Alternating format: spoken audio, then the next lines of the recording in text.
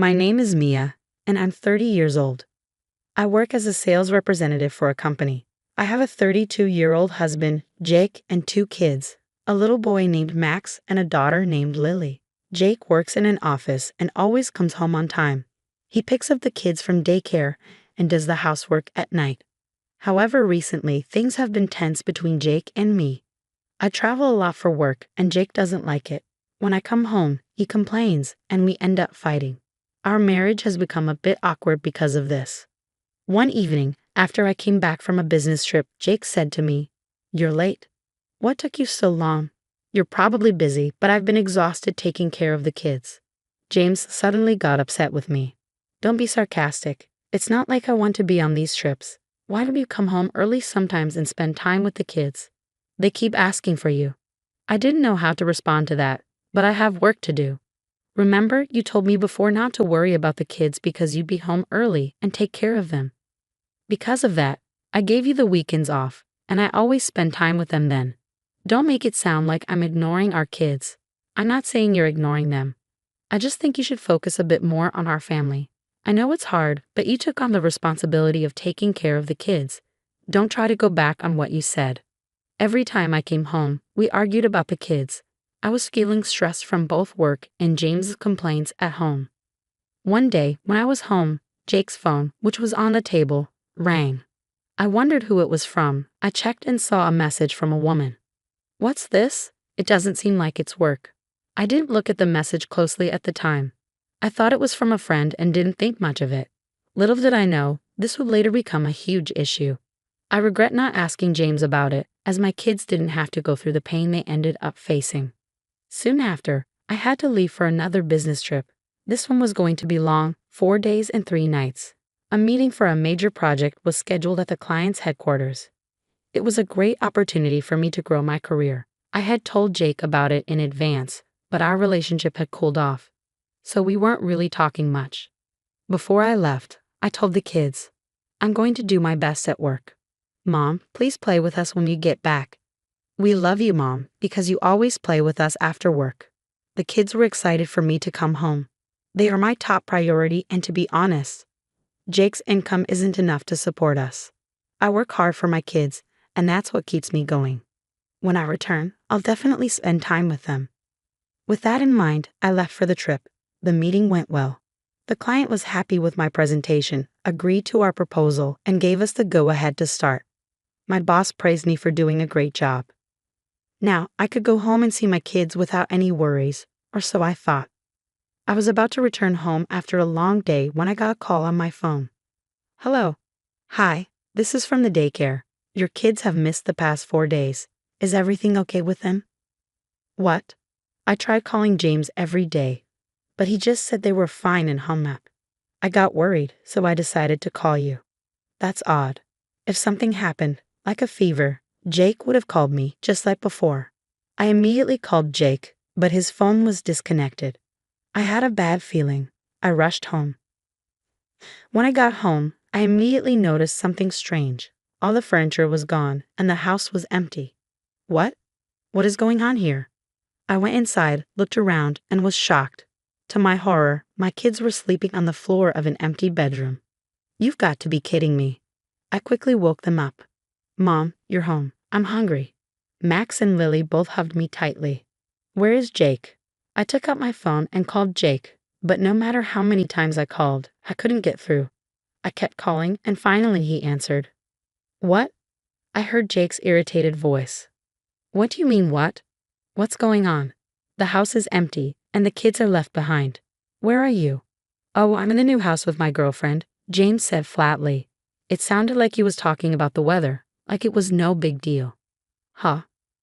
I couldn't understand what Jake was saying. Girlfriend? A new house? He left the kids behind to be with her. "What do you mean, girlfriend?" "Yeah, I've been seeing someone else," Jake sighed. "I'm not coming back. I can't take care of the kids anymore. I took all the furniture, but I left the kids there." What? I was speechless. Cheating and abandoning the kids. This wasn't just cruel to me, it was cruel to them too.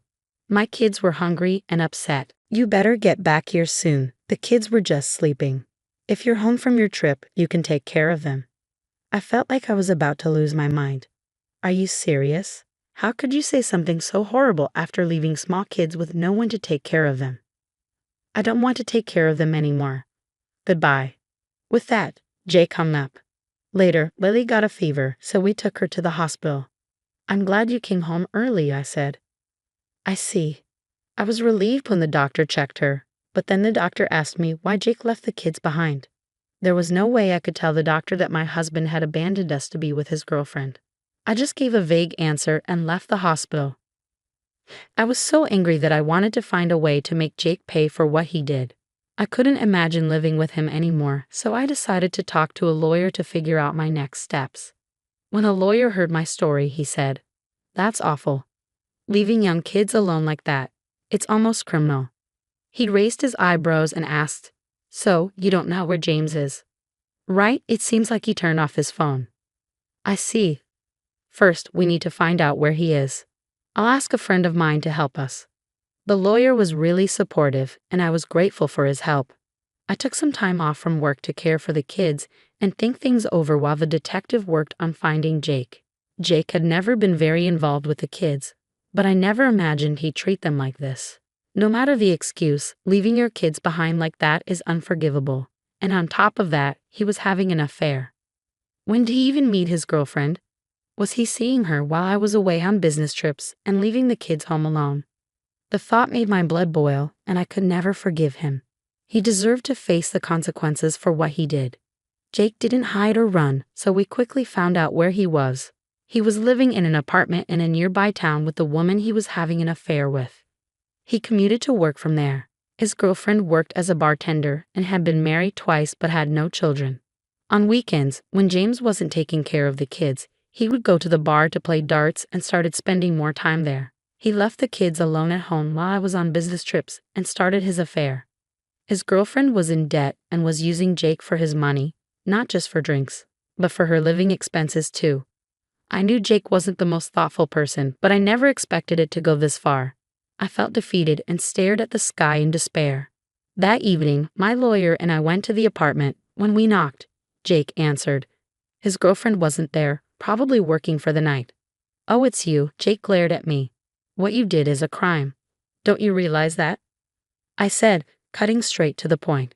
The lawyer explained the legal responsibility I had as a parent and what our options were, but Jake didn't seem to care. I know, Jake said, not looking bothered. But I couldn't take care of the kids anymore. I just wanted my freedom. Jake's words were pathetic and unacceptable. There are so many single dads out there raising multiple kids on their own. I take care of my kids on weekends, and what's so hard about looking after your own children for a few hours after work during a week? And if it's too much, how does that justify cheating and abandoning your family? It was just an excuse. Did you plan to just run away if something happened to the kids? Do you think life would just go on like that? Well, if you had stayed home and raised the kids, there wouldn't have been a problem, Jake said, blaming me. I was completely shocked by his response. I'm not doing anything wrong, James said, still refusing to change his mind. I realized then he would never change. I don't regret having the kids, but marrying you, Jake, was the biggest mistake of my life. Anyone who can treat a child's life like that isn't even human. Call me whatever you want, he shrugged. I have the right to live my life. Jake didn't have an ounce of guilt or remorse. I was disgusted by how he acted. Jake's parents were shocked by what their son had done, leaving the kids behind and running off with another woman. They came to me and apologized, getting down on their knees. I knew it wasn't their fault, but I accepted their apology. My own parents were furious, and of course, they had every right to be. Who wouldn't be angry after what Jake had done to their grandkids? But I decided to handle the situation myself and asked my parents to step back. After a long conversation with my lawyer, I decided to sue Jake and the woman he had been cheating with, hoping to bring criminal charges for neglecting the kids. During the early preparations, Jake refused to acknowledge the lawsuit. At the trial, he admitted to leaving the kids behind, but tried to argue that he didn't mean to put them in danger. I sat there stunned as I listened to him. How could I have let this happen?